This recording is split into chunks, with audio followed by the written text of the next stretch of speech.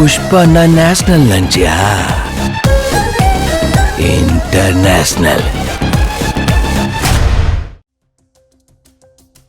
சென்னையில் வெள்ளிக்கிழமை நடந்த எல்லோருக்குமான தலைவர் அம்பேத்கர் நூல் வெளியீட்டு விழாவில் பேசிய தாவேக தலைவர் விஜய், மக்கள் உணர்வுகளை மதிக்க தெரியாத, மக்களுக்கு அடிப்படை பாதுகாப்பை கூட உறுதி செய்ய இயலாத கூட்டணி கணக்குகளை மட்டுமே நம்பி இருமாப்புடன் 200 தொகுதிகளை வெல்வோம் என்று எகத்தாள முழக்கமிடும் மக்கள் விரோத ஆட்சியாளர்களுக்கு என் மக்களோடு இணைந்து நான் விடும் எச்சரிக்கை: நீங்கள் உங்கள் சுயநலனுக்காக பல வழிகளில் பாதுகாத்து வரும் உங்கள் கூட்டணி கணக்குகள் அனைத்தையும் 2026இல் மக்களே மைனஸ் ஆக்கி விடுவார்கள் என்று பேசினார். அதே நிகழ்வில் பேசிய விசிக துணை பொதுச் செயலாளர் ஆதவ் அர்ஜுனா, பிறப்பால் அனைவரும் சமம் என்ற கருத்தியலை அம்பேத்கர் உருவாக்கியது போல தமிழகத்தை ஒரு கருத்தியல் தலைவர் தான் ஆள வேண்டும். கொள்கை பேசிய கட்சிகள் இதுவரை அம்பேத்கரை மேடை ஏற்றவில்லை.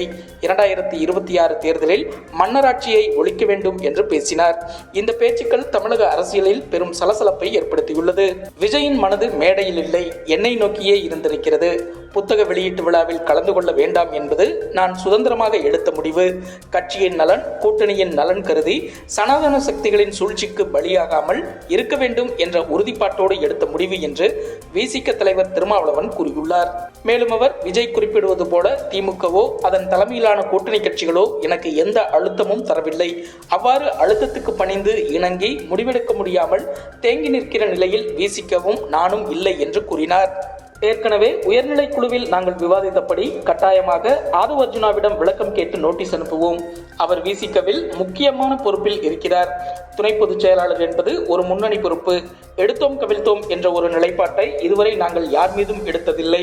எனவே கட்சியின் முன்னணி நிர்வாகிகளுடன் கலந்து பேசி கட்சியின் கட்டுப்பாட்டுக்கும் கட்சியின் கட்டுப்பாட்டை கேள்விக்குள்ளாக்கக்கூடிய வகையில் ஆதவ் அர்ஜுனா பேசி வருகிறார் என்ற நிலையில் உயர்நிலை குழுவில் ஏற்கனவே நாங்கள் விவாதித்தபடி அறிக்கை அனுப்புவோம் என்று திருமாவளவன் கூறினார்.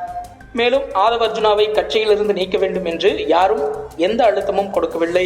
ஆதவ் அர்ஜுனா பேசியது தவறு. அவர் பேசியது தன்னுடைய கருத்தாக இருந்தாலும் கூட விசிகவில் அவர் துணை பொதுச் செயலாளராக இருக்கிறார். அது கட்சியின் கருத்தாகத்தான் மக்களால் பார்க்கப்படும் என்றார் திருமாவளவன்.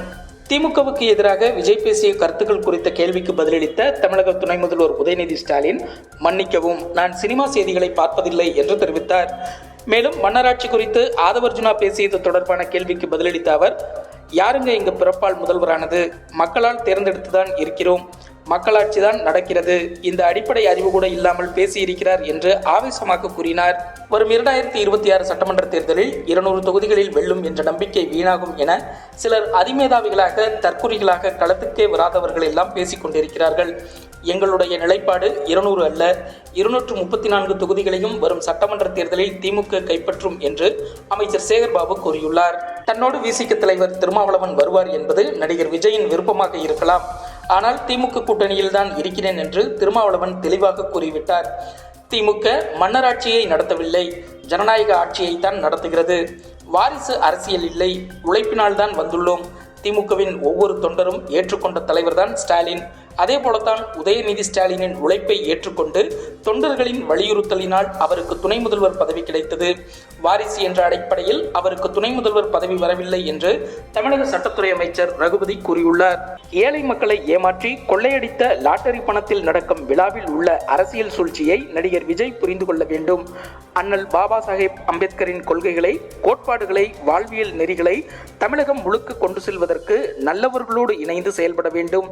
திருமாவளவன் ஏமாந்தது போல் விஜயும் ஏமாந்துவிடக் கூடாது என்று பாஜக மாநில செய்தி தொடர்பாளர் ANS பிரசாத் தெரிவித்துள்ளார். மேலும் பாஜகவை இனியும் விமர்சித்தால் கடந்த 12 ஆண்டுகளாக அரசியல் சதுரங்கத்தில் ஆதவ் அர்ஜுனா செய்த சட்டவிரோத நடவடிக்கைகள், பணப்பரிமாற்றங்களை மக்களின் முன்னே வெளிச்சத்துக்கு கொண்டு வந்து அம்பலப்படுத்த வேண்டி வரும் என்று அவர் எச்சரித்துள்ளார். அதானி விவகாரத்தில் அமைச்சர் செந்தில் பாலாஜி கூறியதற்கு எதிர்வினையாற்றிய தமிழக பாஜக தலைவர் அண்ணாமலை, திமுகவின் வரலாறும் ஜாமீன் அமைச்சரின் வரலாறும் உலகறிந்த உண்மை. எனவே திமுக அரசின் ஒவ்வொரு நடவடிக்கையிலும் கேள்வி எழுவது இயல்பு. அரசின் தவறுகளுக்கு மக்களின் வரிப்பணத்தை எடுத்து செலவிடும் போது மக்கள் நலன் சார்ந்த கேள்விகள் எழத்தான் செய்யும். அதற்கு பதிலளிக்க வேண்டியது அரசின் கடமை. அதை விடுத்து வழக்கு தொடர்வோம் என்ற உருட்டல் மிரட்டல்கள் எல்லாம் எந்த தவறையோ மறைக்க நடக்கும் முயற்சியாகத்தான் எடுத்துக்கொள்ள முடியும். இதற்கெல்லாம் பாஜக பணிந்து செல்லாது என்று கூறியுள்ளார். தென்கிழக்கு வங்கக்கடல் மற்றும் அதனை ஒட்டிய பூமத்திய ரேகையை ஒட்டிய இந்திய பெருங்கடல் பகுதிகளின் மேல் நிலவும் வளிமண்டல கீழடுக்கு சுழற்சி காரணமாக சனிக்கிழமை காலை 8:30 மணியளவில் ஒரு காற்றழுத்த தாழ்வு பகுதி உருவாகியுள்ளது.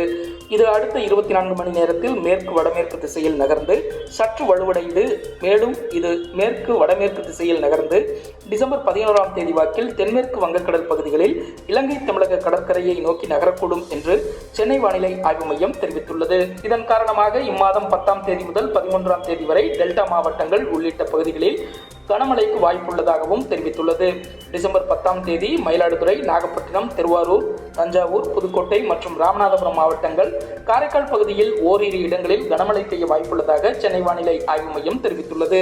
டிசம்பர் 11ஆம் தேதி காஞ்சிபுரம், செங்கல்பட்டு, விழுப்புரம், கடலூர், மயிலாடுதுறை, நாகப்பட்டினம், திருவாரூர், தஞ்சாவூர், புதுக்கோட்டை, அரியலூர், பெரம்பலூர் மாவட்டங்கள், புதுவை மற்றும் காரைக்கால் பகுதிகளில் ஓரிரு இடங்களில் கனமழை பெய்ய வாய்ப்புள்ளதாக வானிலை ஆய்வு மையம் தெரிவித்துள்ளது.